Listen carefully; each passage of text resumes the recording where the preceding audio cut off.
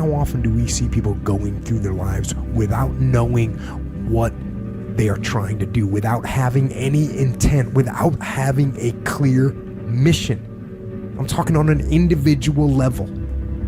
As a person, people go through their lives without knowing what it is they want to do, what they want to accomplish. So know what your mission is.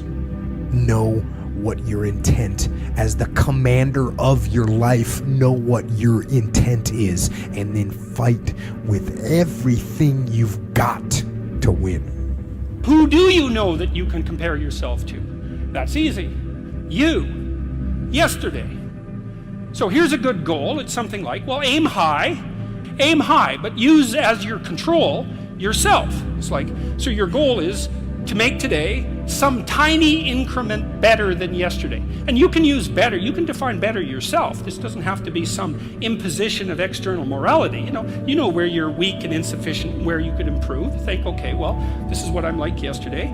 If I did this little thing, things would be just an increment better.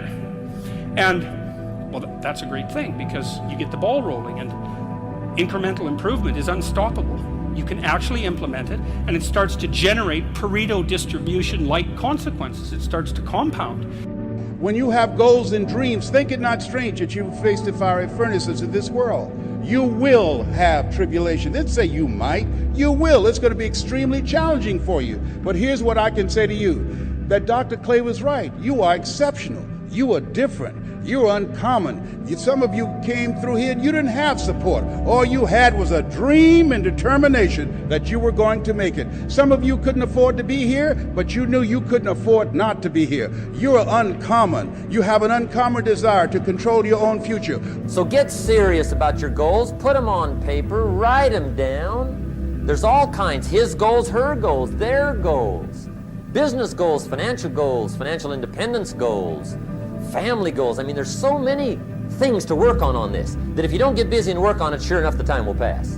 And sure enough, 5 years from now, you'll wind up where you don't want to be, wearing what you don't want to wear, driving what you don't want to drive, being what you don't want to be.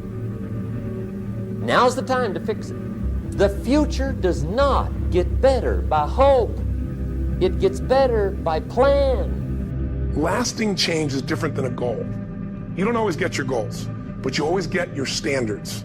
Think of it as everybody in life gets their musts. They don't get their shoulds. Right? Think about it. Most people have a list of shoulds, don't they? Don't you have a list of the shoulds, things you should do, you should follow through on? I should lose some weight, I should work out more, I should make more calls, I should respond more rapidly to my email, whatever, I should get into the office earlier, I should be, more confident. Whatever your should list is, people love to have their should list be met, but it's kind of like New Year's resolutions. If it does, it's really exciting, but if it doesn't, which is most of the time, it's a little disappointing, but you kind of know it's not going to happen. But when you decide something is a must for you, an absolute must, when you cut off any possible, you just say, I'm going to find the way, or I'm going to make the way. Human beings, when they resolve things, when they make a real resolution inside themselves, which is they raise the standard and they make it a must, they find the way. I started with nothing, and I built a company that operates all over the world. I've earned millions of dollars. And I've come to the conclusion that you and I are capable of doing whatever we can see. If we can hold it in our head, we can hold it in our hand. We've got to step out and do different. We've got to quit playing like this is a game. We've got to treat life like what it is. It's sacred. Yet we're capable of doing anything we want, but we've got to do it. It ain't going to happen for us. As we look at our goals and dreams, every day we have to begin to revamp our thinking. We have to begin to sell ourselves on the ability to do that, to say it's possible, and we have to convince ourselves of that on an ongoing basis, because we live in a world where we're told more about our limitations rather than our potential. Your goals are affecting you, whatever they are. Your goals affect your handshake. Your goals affect your attitude, personality. Your goals affect the way you walk, the way you talk, the way you dress. All day long, we're being affected by our goals. You have the talent, you have the creativity, you have the competence. You need to see yourself as a no-lack person. You're not lacking the strength you need. You're not lacking the favor.